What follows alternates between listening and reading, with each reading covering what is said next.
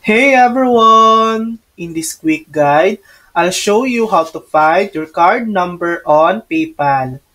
First, log in to your PayPal account. Once you're in, go to your wallet. In the wallet section, you'll see the card you've linked to your account. Click on the card. There will be a small information icon or details button next to it. Once you click it, you'll see the card details, including the last four digits of your card number. Note, for full card details, PayPal may not show the complete card number for security reasons.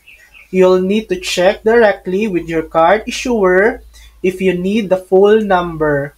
And that's it. That's how to find your card number on PayPal. Thanks for watching! If this video helped you, please like and subscribe for more helpful tutorials.